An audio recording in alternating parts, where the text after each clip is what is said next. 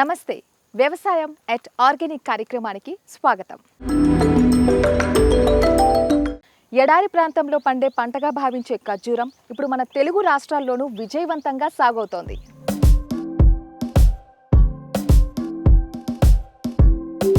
తక్కువ నీటితో దీర్ఘకాలిక ఆదాయాన్ని అందించే ఈ పంటపై రైతుల్లో ఆసక్తి పెరిగింది.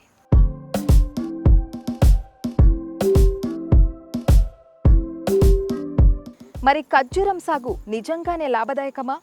ఏ రకాలు అనుకూలం? ఎంత పెట్టుబడి అవసరం? ఇలాంటి అనేక వివరాలు ఇవాల్టి వ్యవసాయం ఎట్ ఆర్గానిక్ కార్యక్రమంలో తెలుసుకుందాం.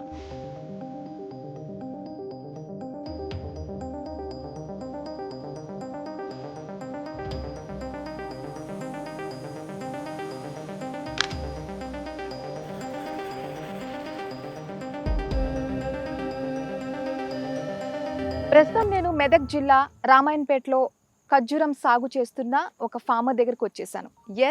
సో అన్నే సత్యనారాయణ గారు ఇక్కడే ఉన్నారు ఫామ్లో మనతో పాటు. ఆయనతో మాట్లాడదాం. నమస్తే అండి. నమస్కారం. ఎలా ఉన్నారు? బాగున్నామండి. ఖర్జూరం సాగు చాలా రేర్ అసలు. ఫస్ట్ ఆఫ్ ఆల్ చెప్పాలంటే అసలు ఇది ఎలా స్టార్ట్ చేశారు, ఏంటి మీ జర్నీ, ఇవన్నీ కూడా మా కోసం, మా ప్రేక్షకుల కోసం తెలియజేస్తారా? ఈ ఖర్జూరం అనేది 2018వ సంవత్సరంలో నేను అనంతపూర్కి వెళ్ళి వస్తుంటే అక్కడ కాయలు అమ్ముతుంటే ఇది ఏమి రేక్కాయల్లాగా ఉన్నాయి, ఈతకాయల్లాగా ఉన్నాయి అని చూస్తే తింటే ఇవి ఖర్జూర పళ్ళు అని తెలిసింది. అప్పుడు అక్కడి నుంచి మేము ఖర్జూర మొక్కలు 280 మొక్కలు ఆర్డర్కి ఇచ్చాము నిజాముద్దీన్కి. ఇది ఇరాన్ టిష్యూ ల్యాబ్ నుంచి వచ్చిన 280 మొక్కలు. దాంట్లో 10% మేల్ ప్లాంట్స్, మిగతా 90% ఫిమేల్ ప్లాంట్స్ 2018లో తెచ్చి నాటాము. 2018 నుంచి మీరు పంట పండిస్తున్నారు. సో ఇది ఏ రకం అని చెప్పొచ్చు మనం? ఇది బర్హి వెరైటీ, ఇండియాకు సూటబుల్ అయిన వెరైటీ. అసలు ఇది ఖర్జూర అనేది అందరికీ తెలిసేది ఏంటంటే యూరోప్ కంట్రీస్లో వచ్చే ఖర్జూరం చూసి అనుకుంటారు ఇది తాజా ఖర్జూర. ఈ ఖర్జూరం మరి అక్కడ ఎందుకు తినరు అంటే అక్కడ వగరు ఉంటుంది, తినలేకపోతున్నారు. గుజరాత్లో కూడా మనకు వేశారు, గుజరాత్లో కూడా వగరు ఉన్నది. ఇక్కడ మన తెలుగు రాష్ట్రాల్లో మాత్రం మేము అనంతపూర్ నుంచి తెచ్చిన తర్వాత తెలంగాణలో ఇక్కడ పెట్టాము. ఇక్కడ కూడా బ్రహ్మాండంగా వచ్చింది. ఈ కాయ తినడానికి చాలా బాగుంటుందని చెప్తాం. సో ఖర్జూరం సాగు వింటుంటేనే ఆశ్చర్యంగా ఉంది కదా, అది మన తెలుగు రాష్ట్రాల్లో. నిజంగానే ఖర్జూరం అంటేనే మనం అరబ్ కంట్రీస్ నుంచి మనకు వస్తుంటాయి కదా అని చెప్పి మన అందరికీ తెలుసు. కానీ ఇక్కడ కూడా పండిస్తున్నారు అంటే ఆశ్చర్యమే. అండ్ అసలు ఈ సాగు అసలు ఎలా పండిస్తారు ఏంటి ఇంకా డీటెయిల్డ్గా తెలుసుకుందాం. సో అది చూస్తుంటే ఖర్జూరం లాగా లేదు ఫస్ట్ ఆఫ్ ఆల్ అండి. నాకు తెలిసి మీరు అది నార్మల్గా బయటికి మార్కెట్లో తీసుకెళ్ళినా కూడా ఏదో ఈతకాయ అంటారేమో అనిపిస్తుంది. సో ఇది ఖర్జూరం అని ఎట్లా అంటే ఈ రకమే తినాలా? అసలు ఇది ఏ రకము? ఇది ఫైనల్గా పండిందా ఏంటి? తాజా ఖర్జూర అండి ఇది. తాజా ఖర్జూర అనేది ఇప్పుడు వేరే కంట్రీస్లో, అరబ్ కంట్రీస్లో వచ్చే ఖర్జూరను పండిన తర్వాత అక్కడ అట్మాస్ఫియర్ తోటి బాయిల్ చేసి ప్రాసెస్ చేసిన ఖర్జూర. కానీ ఈ ఖర్జూర తాజా ఖర్జూర. మరి అక్కడ ఎందుకు రాదు అనుకుంటే తాజా ఖర్జూర అక్కడ బొగరు ఉంటుంది, తినలేకపోతున్నారు ఆ వెదర్ కండిషన్కి. మన వెదర్ కండిషన్కి బర్హి అనేది వరల్డ్ మొత్తంలో ఫేమస్, మనకు ఓన్లీ ఇండియా సూటబుల్ అయింది. ఈ తాజా ఖర్జూర అనేది మీరు చెప్పినట్టు చాలా మందికి తెలియదు. ఈ ఖర్జూర ఇట్లాగే ఉంటుంది, ఇది తినడానికి రెడీగా ఉంది. ఎన్ని తిన్నా తినబుద్ధి అవుతుంది. చూడండి ఈ ఖర్జూర మీరు చూడండి, తింటా ఉంటే తినబుద్ధి అవుతూ ఉంటుంది. ఒక 4 కాయలు తింటే మళ్ళీ మీకు తినాలనిపిస్తూ ఉంటుంది. అటువంటి ఖర్జూర మనకు ఇండియాలో దొరుకుతుంది. మనకు ప్రపంచ దేశాలు, నాకు ఇండోనేషియా నుంచి ఆర్డర్స్ వచ్చినాయి. ఇండోనేషియా నుంచి ఆర్డర్స్ వచ్చి ఈ ఖర్జూర మాకు కావాలి అని అడుగుతున్నారు. ఎందుకంటే మన దగ్గర ఇండియాలో స్వీట్ ఉంది తెలుగు రాష్ట్రాలు. ఇది చాలామంది పబ్లిక్ తెలవట్లేదు. హైదరాబాద్ పబ్లిక్ అసలు తెలియలేదు. ఎందుకంటే బెంగళూరు, మద్రాసులో మాత్రం చాలామంది తింటున్నారు. హైదరాబాద్ పబ్లిక్కి, మన తెలంగాణ పబ్లిక్ కావాలని చేసాం. ఈ మెదక్లో ఖర్జూర తోట ఉంది కాబట్టి ఇక్కడ అందరు తింటున్నారు. అసలు ఎంత తీయగా ఉందంటే చాలా తీయగా ఉంది. అంటే మీరు చెప్పిన ప్రాసెస్ చేసిన తర్వాత వచ్చే తీపి ఏదైతే ఉందో నాకు ఇప్పుడే నేను ఫీల్ అవుతున్నాను. అది అట్లాగమ్మా, కరెక్ట్. ఇది తింటా అంటే తినబుద్ధి అవుద్ది. దీంట్లో చాలా పోషక నిల్వలు ఉన్నాయి. ఈ ఖర్జూరలో ఐరన్ ఉంది, ఫైబర్ ఎక్కువ ఉంది, కొలనో క్యాన్సర్కి పనికి వస్తుంది. అద్భుతమైన మెడిసిన్ ఫ్రూట్ ఇది. ఫ్రెష్ ఖర్జూర తినాలి, ఫ్రెష్ ఖర్జూర రావాలి అందరికి.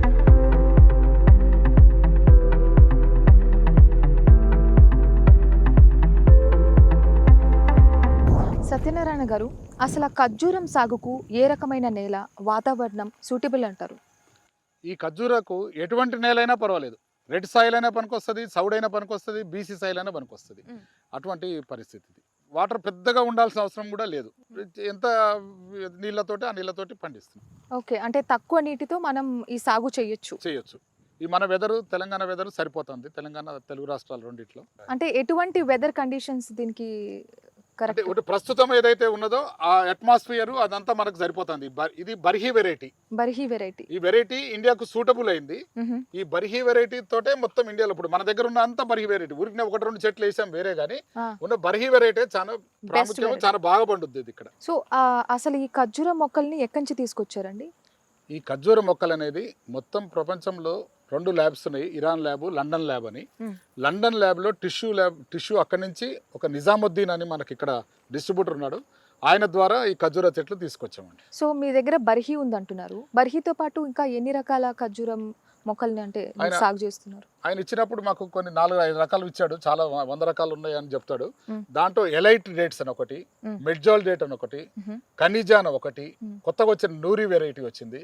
ఇవన్నిట్లో ఇప్పుడు మాకు కొద్దిగా ఎలైట్ కూడా ఉన్నాయి. ఎలైట్ దీనికన్నా 1 మంత్ ముందు వస్తాయి, ఇప్పుడు అయిపోయినాయి. అవి రెడ్గా ఉంటాయి.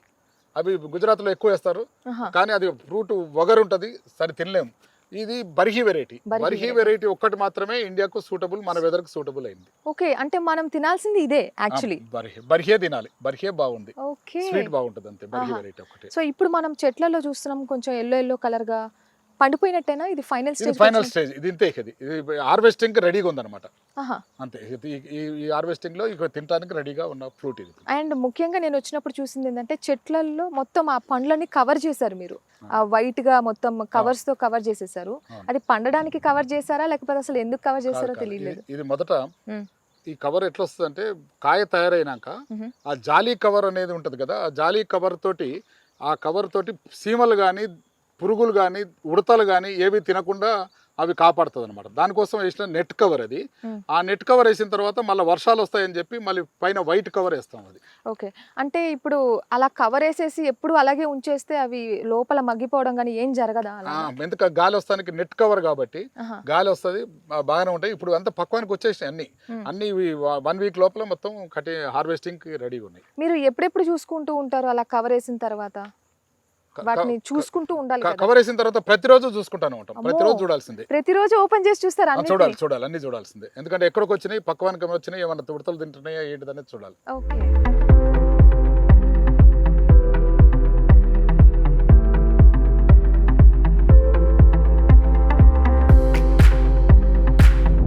సత్యనారాయణ గారు, 1 ఎకరానికి ఎన్ని మొక్కలు నాటొచ్చు? ఎంత పెట్టుబడి అవసరం? ఎకరానికి 75 చెట్లు వస్తాయండి. 75 చెట్లకు పెట్టుబడి 4 లక్షల నుంచి 5 లక్షల వరకు చెట్లకు అవుతుంది. మళ్ళీ మెయింటెనెన్స్కి ఒక 4-5 లక్షలు అవుతుంది. మొత్తం 8 నుంచి 10 లక్షల దాకా ఎకరానికి అవుతుంది ఖర్చు అండి. ఓకే, మరి ఇప్పుడు ఇది ఎన్ని ఎకర్స్ లో నాటారు? ఎన్ని ఎకర్స్ లో ఎన్ని చెట్లు ఉన్నాయి ఇక్కడ? ఇప్పుడు 13 ఎకరాలలో మొత్తం టోటల్ 1000 ప్లాంట్స్ ఉన్నాయండి. 1000 ప్లాంట్లు ఉన్నాయి ఇక్కడ. 1000 ప్లాంట్లు ఒకే రకం అయితే లేవనుకుంటా కదా? 95% బర్హీ వెరైటీ ఉంది. బర్హీ మిగతా అన్ని ఇప్పుడు దీంట్లో ఇది ఫిమేల్ చెట్టు. ఇది ఫిమేల్. దీంట్లో మేల్ ఉంటుంది, ఫిమేల్ ఉంటుంది. 10% మేల్ చెట్లు ఉన్నాయి. ఎట్లా చెప్తున్నారు మేల్ అండ్ ఫిమేల్? ఆ పాలినేషన్ గురించి కొంచెం డీటెయిల్. మేము ఈ ఫస్ట్ పెట్టినప్పుడు మేల్ చెట్లు ఫిమేల్ చెట్లు పెట్టామండి. మేల్ చెట్లు అనే పక్కకు పెట్టాము. ఈ మేల్ చెట్ల నుంచి ఎప్పుడు వస్తుంది అంటే, మేల్ చెట్లు జనవరిలో ఫ్లవర్ వస్తుంది. ఆ ఫ్లవర్ పొద్దున మార్నింగ్ 4 గంటలకే వస్తుంది. 6:30 లోపల మేల్ ఫ్లవర్ని కట్ చేయకపోతే అది అట్రాక్టివ్గా తెల్లగా పువ్వు ఉంటుంది, చాలా అట్రాక్ట్ చేస్తుంది. దాంతో ఈగలు కందిరీగలు అన్నీ వచ్చి తినేస్తాయి. కాబట్టి బిఫోర్ 6:30 మేము 4 గంటలకు ఫ్లవర్ పగిలిన తర్వాత మేల్ ఫ్లవర్ని కట్ చేసేస్తాం. కట్ చేసిన తర్వాత మేల్ ఫ్లవర్ని తీసుకొచ్చి రూమ్లో పెట్టి, ఏసీ రూమ్లో పెట్టి, ఏసీలో పిప్పొడి చేస్తాం. దాని పిప్పొడి వస్తుంది. ఆ పవర్ని పిప్పొడి చేసిన తర్వాత మామూలుగా పౌండ్స్ దాంట్లో దీంట్లో డబ్బాలలో వేసి పెట్టేస్తాం. పెట్టిన తర్వాత 15 రోజుల తర్వాత అప్రాక్సిమేట్గా ఫిబ్రవరి 1st వీక్లో, ఇది ఎవ్రీ ఇయర్ అంతే ప్రాసెస్. మళ్ళీ ఫిబ్రవరిలో ఫిమేల్ ఫ్లవర్ వస్తుంది. ఫిమేల్ ఫ్లవర్ కూడా ఎప్పుడు వస్తుంది? మార్నింగ్ వస్తుంది.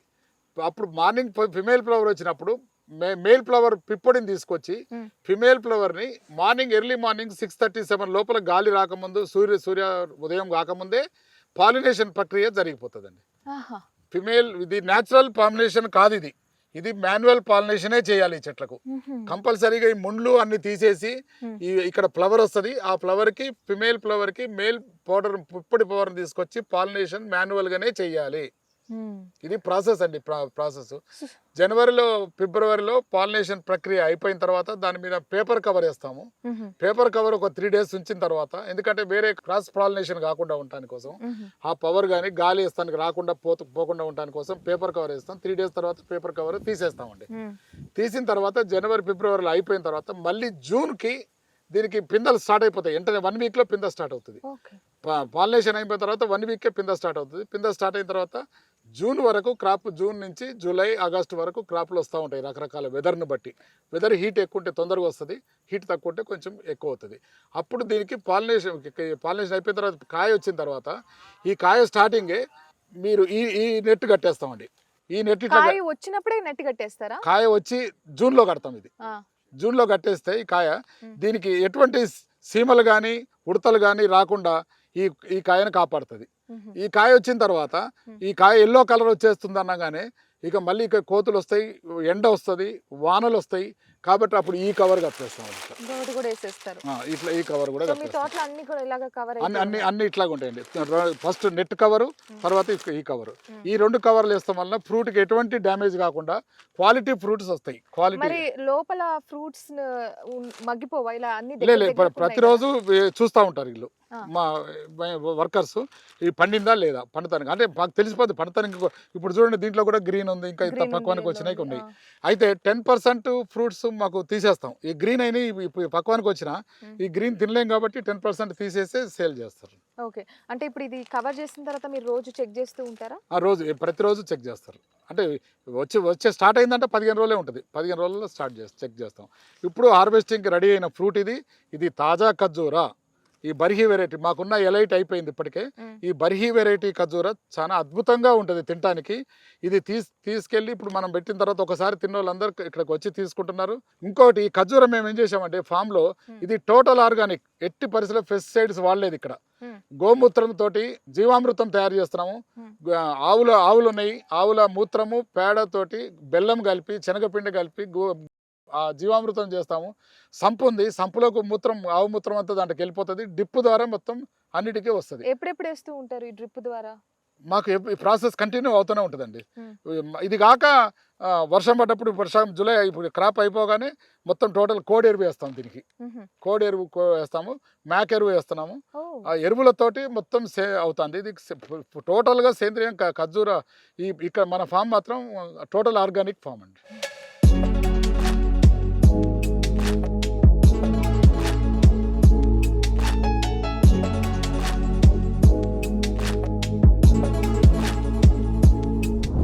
సత్యనారాయణ గారు, నాటిన తర్వాత మొదట దిగుబడి రావడానికి అసలు ఎంత టైం పడుతుంది? చెట్టు నాటిన తర్వాత మొత్తం పూర్తి క్రాప్ రావడానికి 5 సంవత్సరాలు పడుతుంది. కానీ 3వ సంవత్సరంకి ఒక 5% 10% స్టార్ట్ అయిపోతుంది. ఆ కాయ వచ్చిన తర్వాత మొత్తం టోటల్ వస్తానికి 5 years పడుతుంది. 5 years, 5 సంవత్సరాలు పడుతుంది. ఓకే, అంటే ఇయర్లీ ఎన్నిసార్లు వస్తుంది మనకి ఈ క్రాప్? సంవత్సరానికి ఒకసారి జూన్ జూలైలో మాత్రమే వస్తుంది. ఇది వచ్చిన తర్వాత కూడా ఈ పంట 1 month ఉంటుంది. ఈ క్రాప్ 1 month లోపలే. ఇప్పుడు ఇతర కంట్రీల్లో తిన్నట్టు, దుబాయ్ అక్కడ తిన్నట్టు ఆ ఖర్జూర నిల్వ ఖర్జూర కాదు కాబట్టి తాజా ఖర్జూర 1 month ఉంటారు. కొంతమంది డీప్ ఫ్రిడ్జ్ లో పెట్టుకొని కూడా ఒక 1-2 months తింటున్నారు. 5 సంవత్సరాల్లో పంట వస్తుంది అని చెప్పారు మీరు. మరి అసలు ఈ చెట్టు లైఫ్ అసలు ఎన్ని ఇయర్స్, అంటే ఎన్ని ఇయర్స్ వరకు మనం ఈ పంట పండించవచ్చు? ఏ చెట్టు లేనట్టు ఇది 80 సంవత్సరాల పంట అండి. 80 సంవత్సరాలు. హైట్ కూడా 80 feet వెళ్తుందండి. ఇది 80 feet వెళ్ళే చెట్టు. ఇది 80 సంవత్సరాలు ఉంటుంది. కానీ 80 feet ని కంట్రోల్ చేస్తాను కోసం ఈ రెమ్మలు కట్ చేయకుండా కొంచెం 40-45 feet లోపలే మనం చేసుకోగలిగే ఎక్స్పెరిమెంట్ చేసాం. ఇప్పుడు ఇంతకుముందు 80 feet పండేది. దుబాయ్లో వాళ్ళందరూ కట్ చేయకుండా ఉండేవారు కదా, 40 feet లో చేస్తున్నారు. కానీ 80 years చెట్టు ఇది. 80 సంవత్సరాలు. ఒక్కసారి ఇన్వెస్ట్ చేస్తే చాలు అన్నట్టు. ఒక్కసారి ఇన్వెస్ట్ చేస్తే 80 సంవత్సరాలు. మరి రాబడి ఏ విధంగా ఉంటుందండి? రాబడి అంటే ఇది యాక్చువల్గా ఒక చెట్టుకి చాలా ఇంపార్టెంట్ క్వశ్చన్ మీరు అడిగింది.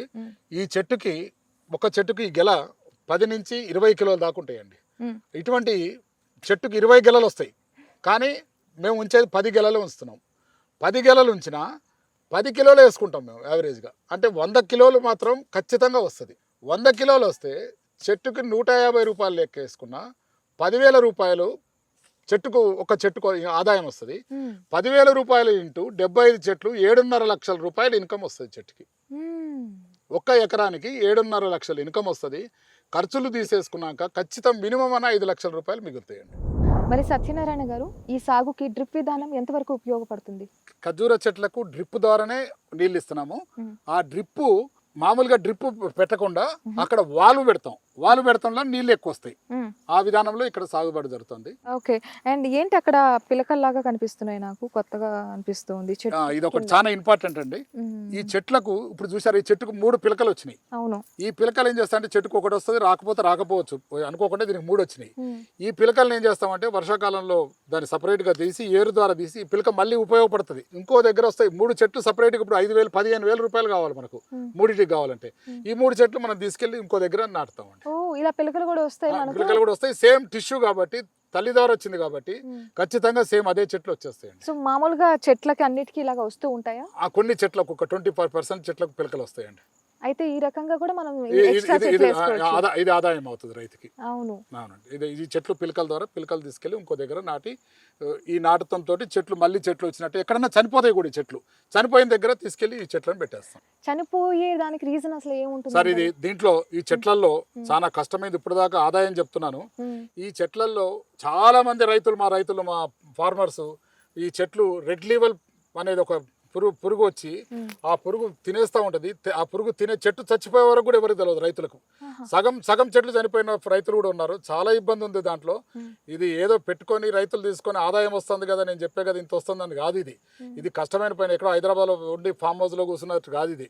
ఇది ఖచ్చితంగా రైతు దాని మీద ఉండాలి, దాని మీద చూస్తూ ఉండాలి. ఇప్పుడు మా దగ్గర ఎవ్రీ డే చెక్ చేస్తూ ఉంటారు దీంట్లో పురుగు వచ్చిందా రాలేదా. అందుకోసం ఒక్క చెట్టు కూడా చచ్చిపోలేదు మాది.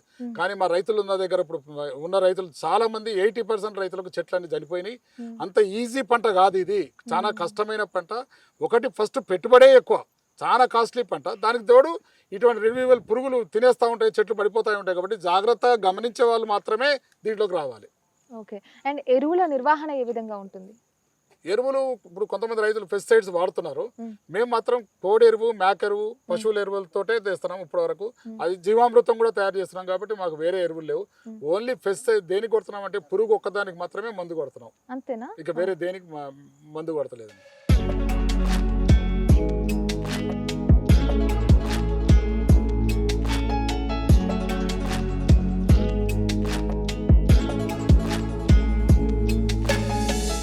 సత్యనారాయణ గారి మాటల్లో డేట్ సాగుకి సంబంధించి ఎన్నో విషయాలు తెలియజేశారు కదా.